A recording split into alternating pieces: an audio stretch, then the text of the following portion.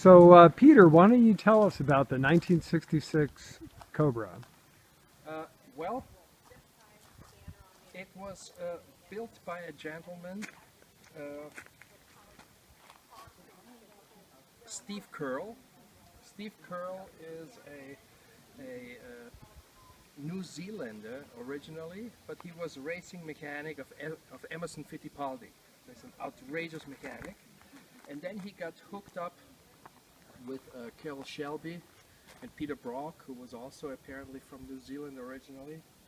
And he started working in conjunction with CARROLL, but not in his direct company. That was before CARROLL had a company that made replicas for CARROLL. So he was the guy who did those when CARROLL realized that there was a lot of money in the replica market. He told a few car builders that they could make replicas under his sort of under the CARROLL Shelby name, you know, and he made sure that the quality was right. This car was built in 1993, and it is a glorified replica. So it's obviously a replica of the original thing, but it's actually much better than any original ever was. So the frame is much sturdier. It's obviously not a leaf spring car, but it has a full-on spring suspension. The engine was made by Clay Smith, and it's a full blueprinted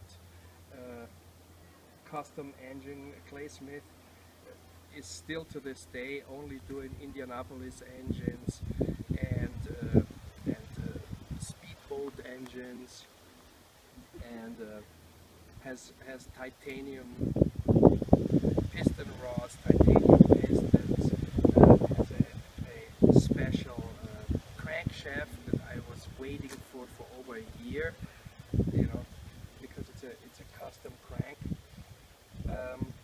The engine, as Clay said to me, will put out 600 horses on a bad day.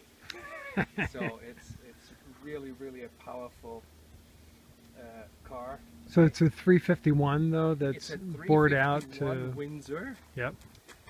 Well, when you read the Shelby chronicles, the story of the Cobras, all the races were won not with the famous 427, but they were all won with the small blocks, with the 289s, because the 289, for this small of a car with a very short wheelbase, the 289 had the right amount of weight, right? And the 289 back then put out almost 400 horses, and with that weight ratio,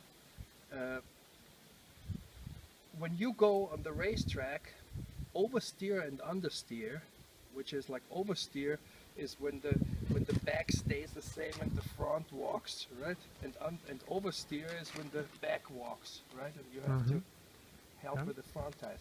Oversteer and understeer in this car is so balanced that you can steer it with a throttle, which means you throw it in the corner, and when you're right before you're losing it on all four wheels. So the whole car will drift in the corners, right? And then if you slightly get off the gas, it will get steady again, and when you go too much, it will drift out again. That's what we mean with steering with the throttle. And that was the magic about the old Cobras. And when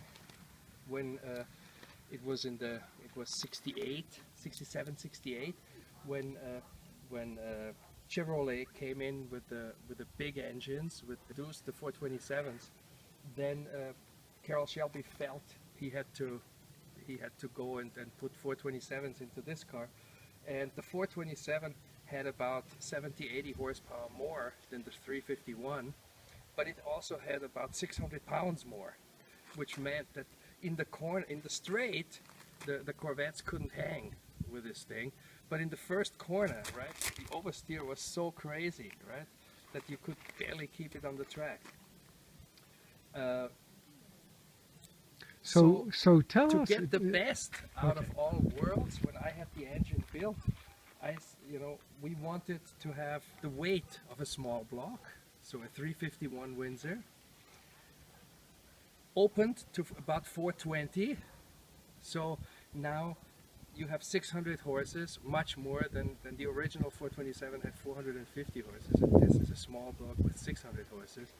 So when I raced this thing, I was always second or third place. I never was worse than third place. And the guy who always beat me was Dick Smith. And Dick Smith had a little plaque on the front on his dashboard that said World Champion 1965, World Champion 1966, World Champion 1967. And he drove his original car that he won everything with. And he was the sweetest, nicest guy that you can ever imagine.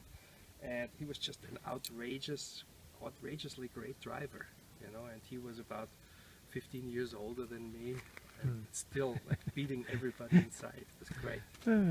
He had the famous number 198 on the car, because Carroll Shelby had 99, 98, and 97. Those were his numbers. Okay. And since Dick was not driving for Carroll Shelby, but he was actually an opponent, he had 198. And the reason for 198 was that in one of the famous races that he raced against Ken, what was it, Ken Hertz or Ken, famous race car driver for Carroll Shelby. He was so scared, Dick Smith, that Ken would pass him, right? And he had the fastest lap, so he got pole position. And then the race started, and he was in pole position, and Ken was behind him. And those guys back then, as you can see, these are the original Ray Dot mirrors, right? And in the race, you take this windshield off, right? And you put a little windshield on, okay, a small one like that, just an air deflector for the driver, right? And then you take this off, right? And you put a Ray Dot here, right? Because it's better for the wind, right? And Dick Smith told me he had that Ray Dot in here, and the Ray Dot only has one nut, right? One pole and one nut. So the engine is very loud. The rumbling, right, of these race cars is very heavy. So after about a mile or two, right, his Ray Dot started dancing, right? It got loose, the nut, and he couldn't see anymore who was behind him. So he just gave it everything he had. And he said at about 30 laps, right, he started lapping the first guys, right? And then he started lapping them and you know, one after the other that got by. Then all of a sudden he saw a car that looked like Ken's, right? And then he saw that it was Ken, and he had literally almost lapped him. Wow. And then he lightened up. Yeah, right. And when he had this crazy race, he was stopped, right? He was clocked at 198 miles an hour in the straight. In a car like that. That's scary. And that's why he had the number 198. Wow. Can you imagine that? Wow. All right, well, so let's, I know you have to go, so why don't you... I have driven this car at about 155, 160 in the straight at Laguna Seca, and it's not very comfortable to drive that fast, because it's based, I mean, it will do it, but it's so short wheelbase, that one slight thing and the car jumps, right? So you have to be ultra careful and very, very careful. Yeah. So, I mean, 600 horsepower is a lot. Yeah, sure. And it has Halley brands on it. The magnesium, right? With the one, you know, you take it off with a hammer. Yep, knockoff. knockoffs. It comes also with a set of slicks for the racetrack. These are street tires. The slicks obviously are, have no profile whatsoever.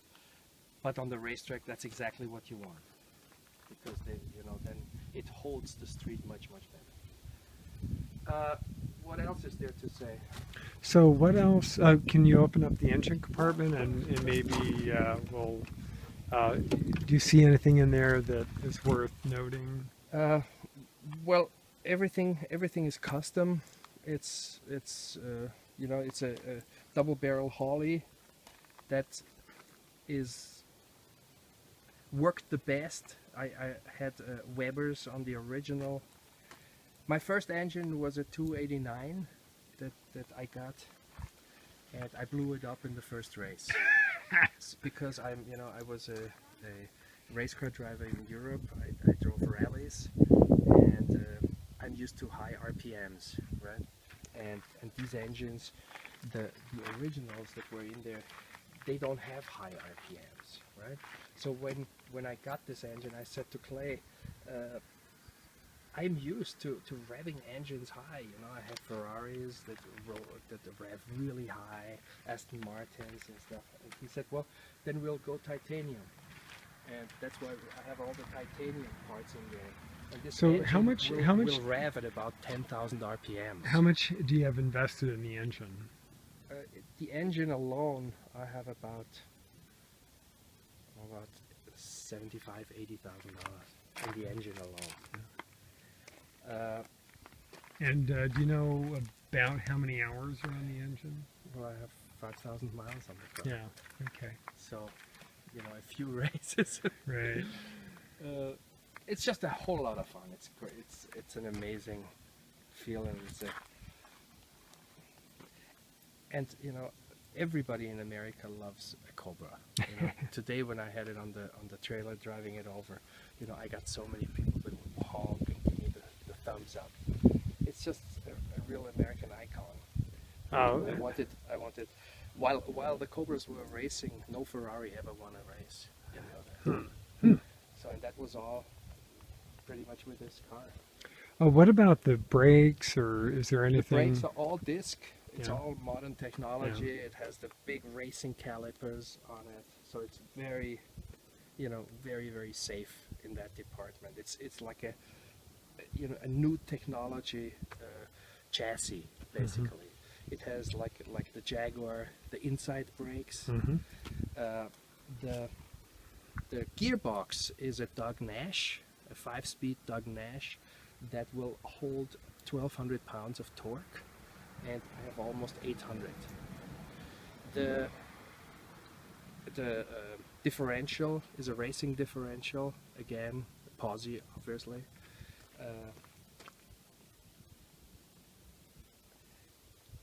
The weakest part of the whole car are the U-joints. You have so much power from the engine over it. It has a triple clutch, a racing clutch, so the clutch will not go, right? Then you have a racing transmission that won't go. You have a differential that won't go, and then from the differential you have U-joints, Right. Yep. right? The weak The link. U-joints, those things that do Yeah. that, as Yeah. you know, Yeah. that's the weakest link. So I have to, after races, about every 2,000 miles, I have to change U-joints. So Okay.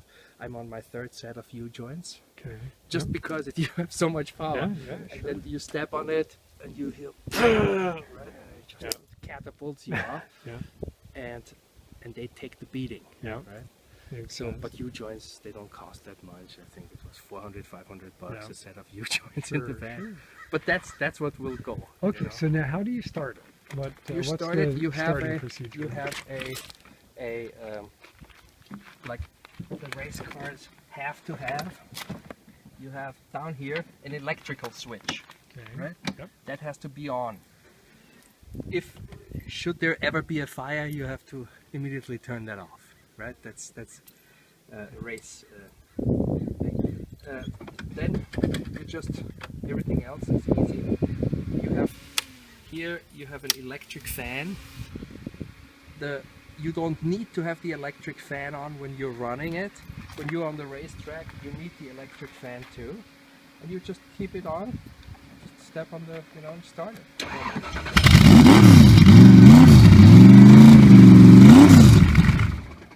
Very good. And All right. it's a bear. Yeah.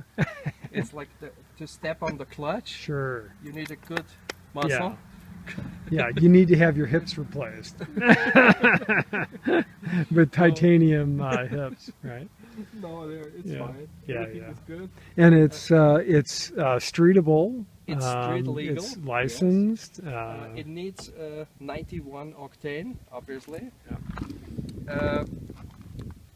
When you're on the racetrack, like in Laguna and in Willow Springs, we're using 126 octane, and that's fabulous. Yeah, And the he loves engine it. just runs like a sewing machine. Mm-hmm. And then you have like 4-point seat belts,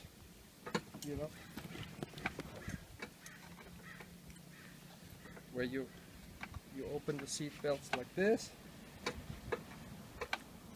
then you close it here, and then when you're in there, As you far lock those. as far as you know, are there any safety requirements that are needed to No. race it now? Any No. updates?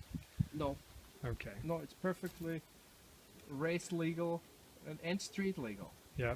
That's the wonderful thing, you can take this car on the road and drive it around. It's absolutely legal. Here's the, here are my registrations. Yeah.